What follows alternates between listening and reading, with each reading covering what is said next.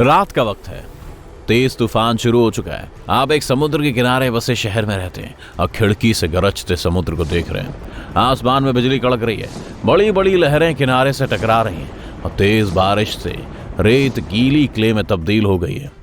सुबह काफी सारी मछलियां बाहर निकलकर किनारे पर आ जाएंगी। ये सोचते हुए आप बिस्तर में चले जाते हैं। कोई अजीब सी आवाज आपको जगा देती है। ऐसे लगता है जैसे हजारों हाथ आपकी खिड़की के पास क्लैप कर रहे हैं। आप बाहर जाकर देखते हैं कि बड़ी संख्या में लोग समुद्र के किनारे पर खड़े हैं। पॉपिंग की आवाज तेज हो रही है। यह आवाज आ रही है किनारे पर बहकर आई टनों मछलियों से। वो यहाँ पर घंटों से हैं, लेकिन अभी तक जिंदा है। वो रेत पर अपनी चिकनी बॉडी को पटक रही हैं। आपको कार्प, ट्राउट, सार्डिन और यहाँ तक कि कुछ बड़ी ग्रेट व्हाइट शार्क भी दिख रही हैं। उनमें भरपूर एनर्जी है और वे अपने बड़े दांतों वाले चबड़े से आवाज निकाल रही हैं। किसी वजह से सभी मछलियां अब इंसानों की तरह हवा में सांस ले सकती हैं। आप मछलियों को वापस पानी में फेंकने में दूसरे लोगों की मदद करते हैं। आप उन्हें समुद्र की गहराई में वापस तैरते हुए जाते देखते हैं, लेकिन उनमें से कुछ वापस आ गई हैं और सरफेस के पास आकर तैर रही हैं और ताज़ी हवा का मजा ले रही हैं। आपने शार्क को छोड़कर सभी मछलियों को वापस पानी में भेजने में मदद की है। एक रेस्क्यू क्रेन आ गई है। इसने हर एक शार्क को एक एक करके उसकी पूंछ से उठाया और उन्हें समुद्र की तरफ ले गई और उन्हें वहां छोड़ दिया। न्यूज से आपको खबर मिली कि मछलियों के हवा में सांस लेने वाली घटना केवल आपके शहर में ही नहीं हो रही। दुनिया भर के लोगों ने समुद्र के किनारे ऐसी मछलियों को देखा है।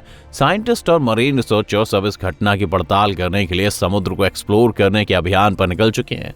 देर शाम को उन्होंने अपनी स्टडी के रिजल्ट भी अनाउंस कर दिए। अब हर समुद्री जीव जिसके पास गिल्स हैं, वो अपने नए डेवलप हुए फेफड़ों की मदद से सांस ले सकते हैं। वो जब तक चाहे जमीन पर रह सकते हैं। उन्हें बस पीने के लिए थोड़ा पानी चाहिए, जैसे जमीन पर रहने वाले बाकी लोगों को जरूरत होती है। मछलियां पानी अब्सॉर्ब करती हैं और उन्हें अपने गिल्स से पास करती हैं। गिल्स में स्पेशल रिसेप्टर्स होते हैं जो पानी में से हवा को निकालते हैं और उसे मछली की ब्लड स्ट्रीम में भेजते हैं। इस तरह उनकी बॉडीज लाइफ के लिए जरूरी ऑक्सीजन का डोज हासिल करती है। इसके बाद कार्बन डाइऑक्साइड बनती है। ये मछली के खून में एंटर करती है और गिल्स से पास होते हुए वापस पानी में रिलीज हो जाती है। गिल्स से सांस लेने की इस एबिलिटी में कोई चेंज नहीं हुआ, लेकिन अब इन क्रिएचर्स की एनाटॉमी बदल गई है। उन्होंने फेफड़े और रेस्पिरेटरी ट्रैक्ट डेवलप कर लिए हैं। जब मछली पानी में होती है तो वो इस ट्रैक्ट को बंद कर लेती है और फेफड़ों तक जाने का रास्ता ब्लॉक कर देती है। इस तरह पानी वहां नहीं पहुंचता। लेकिन जब मछली जमीन पर होती है तो अपने गिल्स को बंद कर लेती है और मुंह से अपने फेफड़ों का रास्ता खोल देती है। फिर भी यह घटना दुनिया में ज्यादा बदलाव नहीं लाती। डॉल्फिन और व्हेल्स में हमेशा से ही फेफड़े मौजूद हैं। हवा उनकी नाक से पास होती है और उनके सिर के ऊपर के हिस्से में मौजूद है। इस ओपनिंग को ब्लो होल कहते हैं। डॉल्फिन पानी की सतह पर आती है, फेफड़ों में हवा भरती है और फिर कुछ मिनट के लिए पानी के नीचे चली जाती है। अब न केवल डॉल्फिन बल्कि सभी समुद्री जीव पानी की सतह के पास तैर सकते हैं।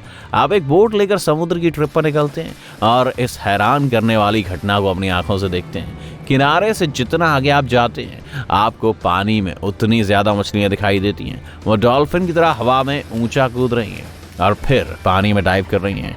वो अपने इस नए अचीवमेंट को एंजॉय कर रही हैं। यहाँ पर बहुत सारी हैं।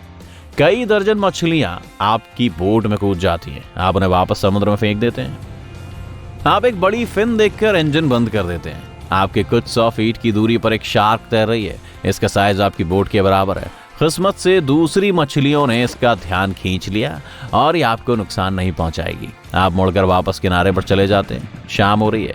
आपको शहर की रोशनी दिखाई दे रही है। समुद्र चमकदार जेली फिश और फाइटोप्लैंक्टन से रोशन है। इसकी वजह से पानी में पर्पल और ब्लू कलर झलक रहा है।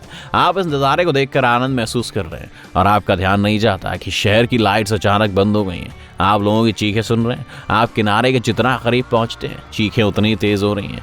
साथ ही किसी चीज के क्रश होने की आवाज भी आ रही है। आखिर आप किनारे पर पहुंच ही गए और बोट से बाहर निकलते हैं। आप देखते हैं कि पास की रिहाइश का एक हिस्सा तबाह हो चुका है। बोट उल्टी पड़ी है, स्ट्रीट लाइट टूटी पड़ी है, बिजली के तार टूटे पड़े हैं। किनारे से लेकर शहर तक एक ट्रांसपेरेंट चिपचिपे लिक्विड की लंबी लाइन पड़ी हुई है। आप इस पर 1 या 2 बार फिसलते भी हैं। सड़कें वीरान हैं, कारें खाली हैं, घरों की खिड़कियां टूटी पड़ी हैं। हर जगह कूड़ा है और सड़कों पर भी कीचड़ है। आपको अंधेरी गली से किसी तरह की पॉपिंग साउंड आती सुनाई देती है। ये आपकी तरफ बढ़ रही है। सड़क पर एक छोटा ऑक्टोपस दिखाई देता है। ये मकड़ी की तरह चल रहा है। अपने टेंटिकल्स की मदद से ये एक कार पर चढ़ गया और दीवार पर कूद गया और ऊपर चढ़ने लगा। इसके बाद एक और ऑक्टोपस बाहर निकला। कई स्क्विड इसके पीछे निकले, कुछ गिरते पड़ते आगे की तरफ बढ़ रहे हैं। आप एक कदम पीछे हटते हैं। अंधेरी गली से और भी स्क्विड और ऑक्टोपस निकल रहे हैं। कुछ का साइज कार के बराबर है। आपको जमीन पर पड़ी साइकिल दिखती है और उस पर सवार हो जाते हैं। आप वीरान सड़कों से गुजर रहे हैं और ऑक्टोपस की पूरी सेना आपके पीछे क्रॉल करती हुई आ रही है। आपकी बाइक के पहियों के नीचे की जमीन हिलने लगती है। आप किसी अनजान राक्षस की गर्जनापूर्ण दहाड़ सुनते हैं। आपने मुड़कर देखा और अपने किए पर आपको पछतावा होता है। ये एक स्क्विड जैसा बड़ा मॉन्स्टर है जिसका साइज एक 5 मंजिला बिल्डिंग जितना है। वो अपने बड़े से टेंटिकल से पास के एक घर की दीवार को तोड़ रहा है। ये क्रिएचर समुद्र के किसी अंधेरे कोने से निकला हुआ लगता है। जब से इस जानवर को फेफड़े मिले हैं, ये ताजी और साफ हवा लेने के लिए आगे बढ़ रहा है। ये नई आदत उसे जमीन पर ले आई और उसे वहां काफी सारे खाने की खुशबू मिल गई। शहर की लाइट ने क्रैनन का ध्यान खींच लिया। अपने बड़े से टेंटिकल्स के साथ क्रैकन बिल्डिंग्स की दीवारों पर लटक रहा है और सड़कों पर आपको पकड़ने के लिए दौड़ रहा है। आपको सामने एक टनल दिख रही है। आप अपनी साइकिल के पैडल पूरी ताकत से मारते हैं और उसके अंदर पहुंच जाते हैं। लेकिन तभी आपको अपने पीछे एक अजीब आवाज सुनाई देती है। ऑक्टोपस की तरह क्रैकन में स्केलेटन नहीं होता। इसकी बॉडी मसल से बनी हुई होती है, इसीलिए ये लिक्विड की तरह किसी भी छेद में स्क्वीज हो सकता है। क्रैकन टनल में आपका पीछा कर रहा है, दर्जनों पूंछ वाले सांप की तरह, लेकिन इसकी स्पीड स्लो हो रही है। आप रफ्तार तेज करते हैं और टनल से बाहर निकल जाते हैं। घबराए हुए आप जितना तेज हो सकता है ट्रैवल करते हैं और सुबह तक नजदीकी शहर तक पहुंच जाते हैं। यहाँ आप अपने पड़ोसियों से मिलते हैं और आपको पता चलता है कि समुद्री मॉन्स्टर दुनिया भर में समुद्र के किनारों पर बसे शहरों में निकल आए हैं। किस्मत से वे ज्यादा देर तक जमीन पर नहीं रह सकते। वे सालों से ठंडे समुद्र की गहराई में रह रहे थे और उनकी स्किन सूरज की लाइट को झेल नहीं सकती। दिन निकलते ही मॉन्स्टर पानी में वापस लौट जाते हैं। लेकिन शार्क और दूसरे समुद्री जीव लंच करने के लिए बार बार बाहर आने लगे हैं। कई साल बीत गए और उन्होंने जमीन पर जिंदा रहना सीख लिया है। वे सड़कों पर किक करते हैं, अपनी पूंछ पटकते हैं और अपने फिन्स को इधर उधर घुमाते हैं। इन मछलियों और स्क्विड्स की घुसपैठ को रोकने के लिए समुद्र के किनारे रहने वाले लोगों ने ऊंची ऊंची दीवारें बना ली हैं।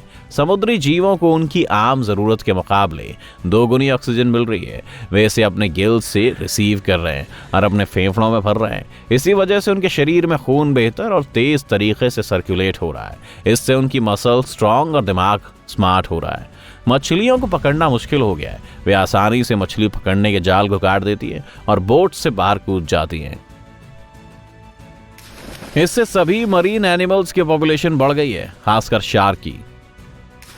किसी भी तरह की शिप में ट्रैवल करना सेफ नहीं रहा। शार्क छोटी फिशिंग बोट को आसानी से पलट सकती है। एक बड़ी क्रूज शिप का सामना कई बड़ी स्क्विड्स कर सकती हैं।